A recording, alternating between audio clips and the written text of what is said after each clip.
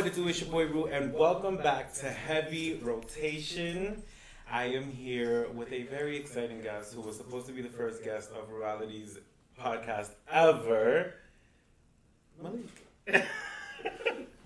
Hi, say hello to the people. Hello. What's up? If anybody has met Malique, Malique is very quiet apparently, but we're gonna get it out of him today. So, Malique, tell us about you. Tell us about what type of music you do, where you're from, all of that good stuff. I'm from Lawrence, Massachusetts. I make R&B. Well, I feel like I'm pretty diverse in the music. I like try and make different genres, but I focus on R&B. Okay. That's my vibe right there. Okay. Sad boy shit. Okay. Let's go. Let's dive into you a little bit. Let's talk about a little bit when you were younger and like how did you get into music? What was school like? What was friendship like? What was young Malique about?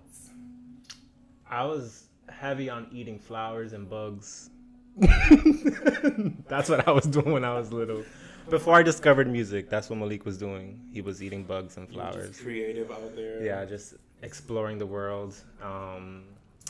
But were you into any other art forms when you were younger? Oh, I was into music instantly. Like my parents told me that once Destiny's Child would come on, like on MTV, I would run to the TV and start dancing with them. I love a girl group. I would stand in front of the TV and dance with them and sing with them, so they knew I was already musically. What's your favorite Destiny's Child song? Ever? Cater to You. Really? Ever. Oh, I like Cater to You. Yeah. That song just like. They have this song called Sweet 15 on their second album. I just love the ranges of their voices while they're singing. When you were younger, Destiny's Child was they were not doing. They were doing. There was like Survivor. They were already there. Yeah, they were there. Okay. Definitely, yeah. Do you think that what was going to school like? Like, did you feel with the in crowd? Did you fall with the creatives? Did you what lunch table were you sitting at? I was very social with everyone because I also draw and like paint. So like I connected with the art kids. I was in theater, so I was with the theater kids. I was everywhere, literally chilling with everybody. Theater. Did you do any plays on stage? Yeah. Name them. Nah. I did Hairspray. Rapid fire. I did Hairspray, which was so cringe because I was Link, and the show's about like segregation and diversity, and I'm playing the little preppy white boy. Maybe that went over my head. I should know. I should know. But I was like, all right. So you were the Link. Got it. I was the Zac Efron in Hairspray. Okay, great. Now I see it. Yeah, it was just weird because it was about segregation. So it didn't. I saw Hairspray once, the movie. Yeah. It was just strange. What other plays? I did the Laramie Project, which I could barely tell you what it was about. I did Little Shop of Horrors. I was the dentist. I see it. A bunch of I don't know. Okay, so you definitely didn't have stage fright when you were younger. Oh, I did. You did. I just ate that shit up and just like carried through. Were you comfortable in yourself enough to like handle going on stage and making sure that you were good at what you were doing, or were you just one of those people like when I was younger, I was just like, I'm just gonna wing it, and whatever happens, but I know I'm good at what I'm doing, but I just need to wing it. Oh no, I can't do that. I literally have to mentally like prepare myself and everything, and practice and like practice in front of people so that I get used to being looked at and everything. Yeah. So that'll be like when the time comes, I'm ready. What was what was going through your mind, if you remember, right before you went on stage for the first time? Oh, I was shitting myself. I actually do remember. I actually did Footloose too. So it was for Footloose my freshman year, and bro, I did not want to go. I remember I did not want to go out, but you had to dance in Footloose. Yeah. Oh, some horrible dances. I want to see footage. If anybody has footage, send it to me. I wouldn't consider it dancing, but trying for sure. Okay. But bro, I just remember being scared. But when I had first done theater, it was I had to. It was my grade for the final. He was like, you have to be in it. So I was like, fuck. So I did it. But then I was like, oh, my teacher was like, you could sing, and I was like, I guess. I'm like, this is cool. I like this. And did you do any songwriting? No. When I was younger, I did like writing, and I would sing, and like I would like imagine that I was gonna be like the next big thing, like the fucking Justin Bieber, but that never happened. Clearly.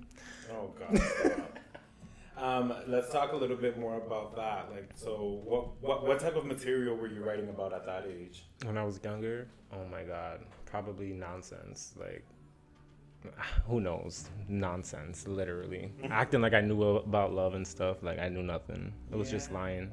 I definitely had those type of songs as well. I was like, I remember writing in the 4th grade about my partner having to move out. And I was just like, what am I even talking about? Like, I'm single. So, yeah, that was interesting. What we write about when we're younger, the imagination plays. So, when you got into high school, did you know for sure at that time that you're like, I gotta like do this, I gotta be on stage, I gotta practice? Or were you one of those kids that just kind of fell onto this like, oh, wait a minute, like I'm living life, I'm going through it, but I kind of like what I'm going with this. So no, I knew. It hit me like a ton of bricks. It was like, this is what you like. This is what you want. And I was just like, oh, I like this. Like, I really, really like this. I like being on stage. I like performing for people. It was just like my wake-up call. Making people feel entertained. Mm-hmm. Definitely. Making sure you're giving that value. I feel like when you perform, like out of a lot of artists out here, you're one of the few who takes their time, I've noticed, and you really like. There's art behind you. There's a band behind you. There's stuff going on behind you, and it's entertaining to see because it's like, it's not that it's easy to just grab a mic and get on stage, but with yours it's a little bit more crafted. Yeah. So you can tell that there's time and patience. So I love that. I appreciate that. Yeah, my band is amazing. Well, not my band, the band. Like the band, the Lost Boys. Lost Boys, I like that. Yeah. Let's talk about your first single. What was that process like? Was your first single the one with the Neo? Yeah. Okay. The Universe. So it was just weird. I made music for like years and years and years, but I was just like, I'm not ready to release. So then I recorded it. I went to school because I couldn't find an engineer or a producer that like was hearing what I was hearing in my head. I hear shit in my head that like it's weird. I could hear someone else's song and I'll hear something. I'd be like, you hear that? And they'd be like, I don't hear that. And I'm like, you don't hear that? Like that frequency, you just can't hear it. But like I hear things, and it was so hard for me to find like and connect with someone that like was even willing to understand what I was trying to say. Shout out Dom, because Dom, the engineer I work with now, he's just incredible. But I went to school. I got my bachelor's in audio production and engineering, so that way I learned myself. And then after graduating, I was like, okay, I'm ready. Actually, I didn't even graduate yet. I was almost graduating, and I was like, I'm ready. I learned enough, and we created Nebulous in the studio. And the beginning, I forgot what I had there. I had inserted an intro, but it just wasn't. It didn't hit right. So I was like, this is not supposed to be here. And we were like, no, that sounds good. That sounds good. I'm like, no, we have to take that out. That's not supposed to be there. Like, I just know it's not supposed to be there. Something else is supposed to be there. So we removed it, and it was blank. And I was like, bro, something needs to go here. And I remember, actually, I was with Lisi, and we were talking, and she was like, oh, you just got to, like, throw your ideas out there. So I was like, you know what? I sent the unreleased song to, like, 20 artists, like, that I could, like, think of that I either like, was influenced by or look up to. And I sent it to, like, 20 artists. And I remember the very next morning in the bathroom, brushing my teeth, my phone goes, clink! And I look at my phone, and it says, you have a direct message from Neo. And I was like, whoa. I remember I was in the bathroom, like, brushing my teeth, like, what? Like, going crazy. I was like, no, I didn't even want to open it. I was like, I don't deserve to open this right now. I really don't. I opened it, and he was like, yo, this is good. This is really good. Like, we should get to work. And I was just like, wow. And then he was like, let me add an intro. And I was like, and that's what was missing. The whole time I kept saying, there's something that needs to go here. There's something missing. And he's like, let me give you an intro. What was Nebulous about? Nebulous is about being in a hazy like relationship where you're just really in a what? Like a hazy, like it's very, hazy. very cloudy. Like you don't know what's going on or where you're going. You're just in the relationship, and you know, it's about like feeling lost or confused, or like you guys are just floating in space with the nebulous, just like with no direction, no guidance, just floating there. And it's just like, I can't see where we're going, bro. Like, what is happening? So that's what that's about. I love it. Did that come to you right away, or was that like you had to really dig deep for that inspiration? I don't know how to explain. So when I write my music, I just find melodies at first. So like before a lyric even touches the song, it touches like what I'm feeling. So like I'll listen to a song and just like literally make sounds and just sing nothing. It's just pure emotion. There's no lyrics. It's just like letting my feeling out, and then from there I'll like adapt the lyrics to how it sounds and everything. But it wasn't hard. No. That's good. I loved the first project, The Lost Boy. Yes, and you have a song on there that like I DM'd you about, and I was like, yo, this speaks about so much. I think so much from the experience of a lot of us from our community out here in the community. I think you really hit the nail on the head with the storyline behind it, and I was just like, wow, like I've never heard something put together like this. I'm blanking on the name. You know the name. I think it's actually Lost Boy. I think it's called Lost Boy. Okay, so it's the self-titled track to the project? Yeah. Okay. What about Lost Boy was it for you? So when I was little, I was obsessed with Peter Pan. I would watch that VHS like 20 times a day. Okay. And in Peter Pan, the Lost Boys are, they're the kids that are forgotten on Neverland. Their parents aren't looking for them. They're just lost there, And I didn't grow up with like parental figures. Like my mom or my dad wasn't really there. So like I always felt like a lost boy. I always felt like I was just forgotten about, but cool. So like that album. Cool. I was just chilling, like, I'm chilling, like I'm alone, but I'm fine. Like I'm alone, but I'm cool. Like, and that's where that came from. That whole album was just about like for all the people that felt lost. Yeah, there was so much behind that album. I was like, I remember Lisi telling me about you, and I was like, well, she was like, he's like holding in his music. He's so nervous, and I'm like, well, who is he? Tell him to drop his music. I don't know. And then you dropped, and I was like, yo, this is like fire. Thank you. This is fire. And the first project was just like epic. I was literally driving down Broadway blasting that song. I was like, I don't know what it is about the song, but I shared it with all my friends from out here who grew up with that lifestyle, and just told them, I'm like, yo, this is something that like we experienced. There's things that you mentioned in there that we were like, damn, we really went through that too. So this generation is still going through that. Definitely. And I think the whole project itself really made a lot of sense for me. And I just loved playing it on repeat and like listening to it. And then from there you dropped that project, and I feel like your sound took a whole different wave with the second project. It did. And so explain what that transition was about. All right, so... Or is about, because it's still happening. I was definitely at that... When I made Lost Boy, I was still feeling that, like how I was making that music. I mean, what I was writing about. And then I tried... I tried a psychedelic. That's what the second project gave me. I was like... Bro. And something woke up inside of me that was like powerful. In the second, when you are listening to the second project, listen to the first project first, and then the second project, you feel like there's something behind it. There's just like this emotion that you're just like, where is he trying to take me with this? Yeah. And everything is just like, I feel like every song you're in a different realm, and I liked it. I like the visuals. Thank you. I think it just like everything was cohesive and it just made something sense. Def woke up and it was just like it was so powerful. I was just like, yo, like I could use all like all my sadness and pain and whatever into energy, like and empowering energy. Like I could like use this. Like that's when I realized like, oh, emotion is energy and like energy is everything. And I was just like, oof. You sounded like Miss Left Eye right now, and that's making me so happy. I love that. Let's talk a little bit more about that. Like I know that you had your summer fest last year, right? Mm-hmm. And what was that about? What was that like? How did that turn out? Did you like it? Did you not?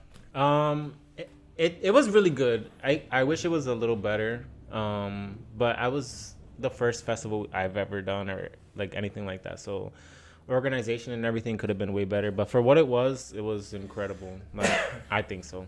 It was really good. We had like. Did you get to perform? I did not. No. Time was running out, and the Salem police were like, "Where was this? You're 30 seconds past 6." Where was this held? At Camp Wywood in I think it's Salem, New Hampshire. Okay. It's like the YMCA. How many artists did you have? I know you had a few vendors. I didn't get to see how many artists you had. I think there was like 20 of us. Damn.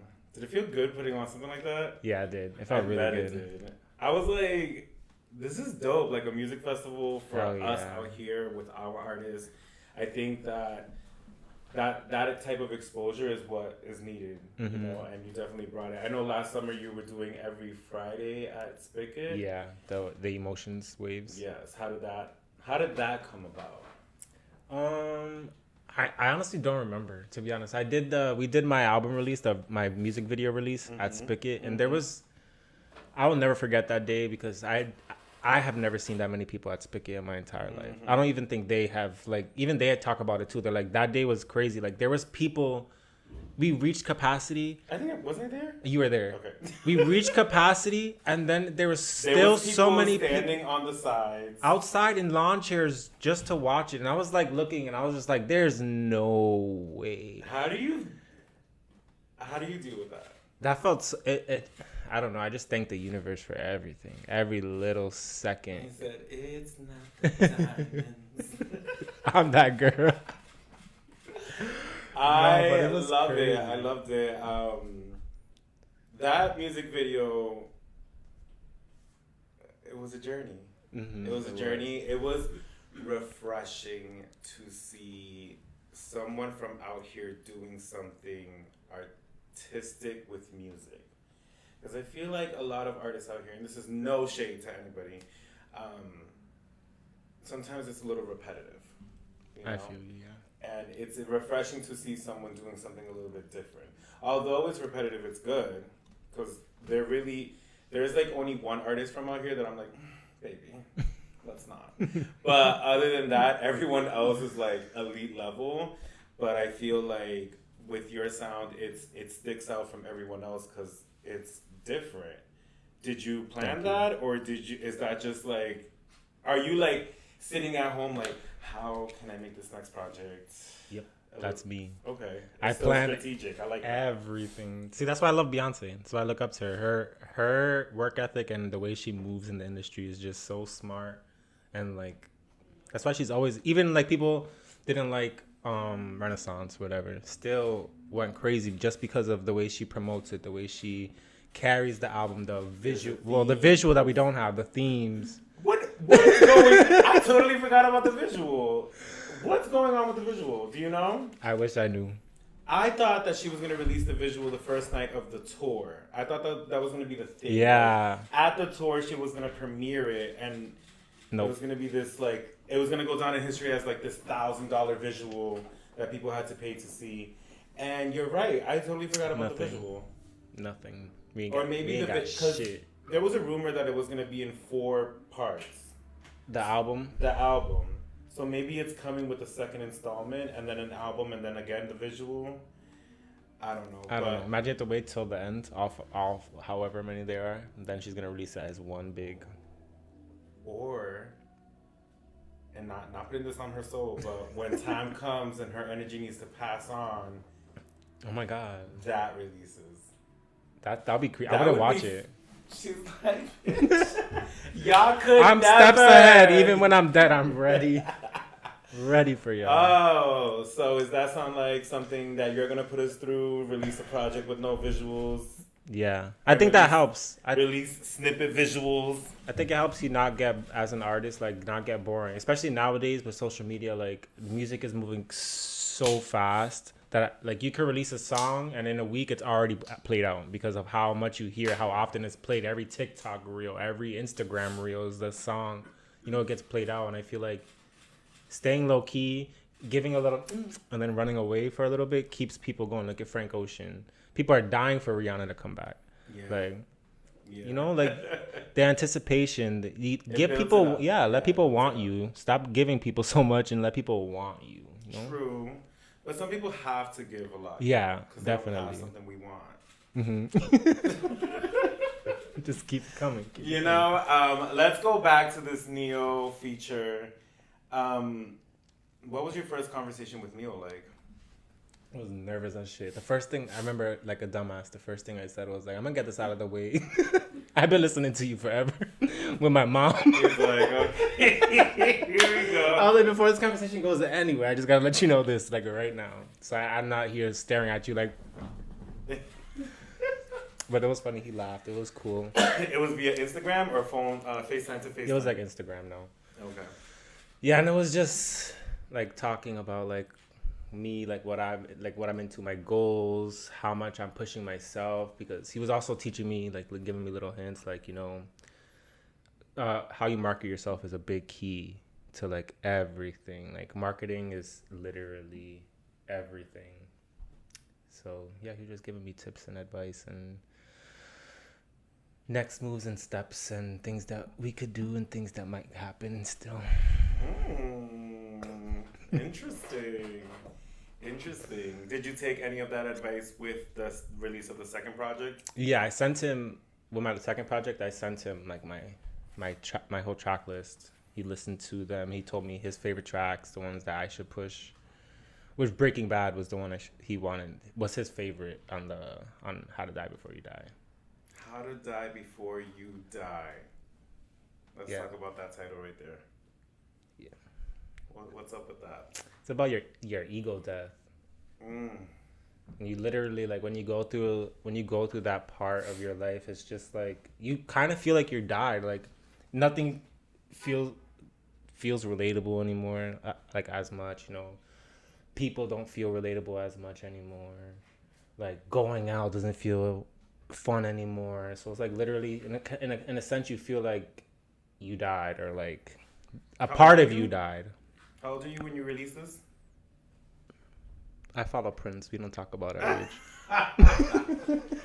Got it. Well, if you were around the age of 26 or 27... I was born in the 90s. That is the time where you are around... They say you're around your Saturn rings. So the energy from the Saturn rings kind of comes down and your whole life changes. That's when your vision starts to, clear up a little bit more. You go through those phases of like, you don't want to go out, you don't want to hang out with people. You just have these realizations that whatever's been working is not working. Mm-hmm. And whatever you've been pushing away, maybe it's time to tune into that. So that's where I was going to go with that. Definitely. But you're ageless, so it is what it is. I don't have an age. I was born once. Wait, weren't we all? So a little bit more about that project. Okay. The vibe behind it. Dark as hell. I mean, I felt it. It's very much darker. But if you listen to the lyrics, there's just a lot of emotion behind it. There was a lot. I feel like you were at a point where you were really going through a lot. Mm-hmm. Oh, and definitely. you were letting that out. Because the first project was just like, I feel like you were captivating on your past, but also who you are at that time. And then now it's kind of like, you're just like, I'm just fucking going through so much right now that I need to share this with you. You need to understand what's going on. Definitely. That's definitely it for sure. That album was definitely way more like... It was more emotional, but in the darker sense of emotions. I wasn't talking about any happy emotions. Even though I was happy, I'm not saying I was happy creating that album and in life, but I focused on the darkness because, again, when I took that like psychedelic, I found so much power in what I feel like I was afraid of or self-conscious about myself, or my inner like things that I felt were bad, or like, first is being gay, like stuff like that. Like society makes you feel like you're like the lowest of the low sometimes. I mean, we are the stars of this shit. So like I was just this like, I'm shit using you call all of life this. is only happening and popping because of us. So Period. go somewhere else. So I just used all of it, all of like my pain with my parents, all the pain of life, and I was just like, this is a weapon. This is not a pity party. This is a fucking weapon. How do you think the audience received it? It was very. I had a lot more like love from the hip hop community in this album, like the local rappers and stuff, because there was more like they like the lyrics in there and stuff. More bars. Yeah, more bars, and then I connected to like a different audience with Acid Rain and Made Up on You. Like it connected me to other people, like and Breaking Bad has like a little country kick to it. So like I was that album literally directed me to like so many different fans. Breaking Bad was with Via. Yeah. How was that collaboration like? Amazing. Yeah. Yeah, I love her. She was incredible. I love Via too. So really talented. Her music's yeah. really good. Who would you like to collaborate with on the next project? Do you have anybody in mind? I have songs waiting. There's NDAs. Can we get the names? The next single I'm releasing with a feature will be with Natine. I love Natine. There you go. That's what I'll tell you. His music is so good. Yeah, he's incredible. I think that's a smart. It's a Virgo thing. Yeah. 2 Virgos in one song. Oof. It's about to be fire. It's a summer bop too. It's not sad boy stuff. Ooh, wait a minute. We're gonna get a little twerking out of Malique. No, not twerking. He's like, I'm back up on that line. I'm like, what the? Malique, the City Girls. Malique and the City Girls. Yes. Who else are you into? What other artists are you into? Local or just in general? Well, local artists are artists too. Locally, I really like Juice, Lisi, Natine, and Nine. And my band, we lit. And then celebrity artists. Yeah, like Frank Ocean is one of my idols. Y'all love Frank Ocean. I love that man. Wow. So much. I love a few songs from Frank. Oh no, I love that man. Like, I love okay. that. Okay, my bad. I love you, Frank. I love Frank, you so if you're much. seeing this, besides that, I love you. cut a check. We could have a redo of Coachella at my room. Oh, wait. I love you, Frank. Who else? Nah, Beyonce, Frank, Playboy Cardi, J. Cole's my favorite rapper. J. Cole. And yeah. I listen to a lot of music, a lot of different people. It's hot in here.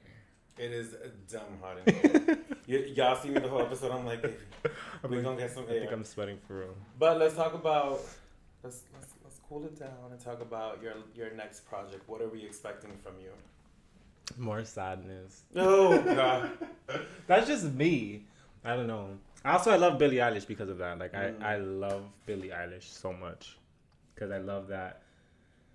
I feel like people are usually scared to talk about their like sad feelings, and you know people really do go through that. Like the things that she's talking about. Like I remember when I first heard her, I was like, oh my God, why is she so depressing? But then I was like, I started like listening and then feeling, and I was like, oh my God, like she really feels like that. That's crazy. Like that's not just a song. That's like she's literally crying to people. Like, and I fuck with that so much because I feel like everyone's so scared to like let that out. Dive into that. So yeah, that's why I like sad boy music. Is it gonna be an album, EP? I'm not making a solid. I don't have a solid idea. I'm just making music. I do have an album in mind and a theme in mind for it, but I haven't like organized everything. I'm just creating songs as they come to my head right now.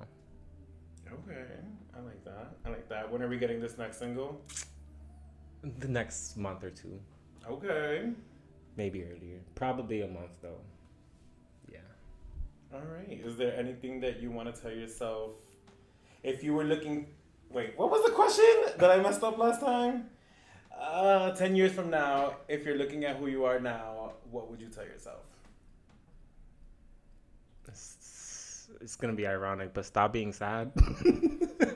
It's the sadness that's going to get you to those 10 years, and you're going to be like, no, don't do it. Now, be happier during the sadness, maybe. I don't know. Yeah. Are you in therapy? No. Dude, are you in therapy? Just making sure. Do you want a therapist? Let me connect you with my girl. No. No.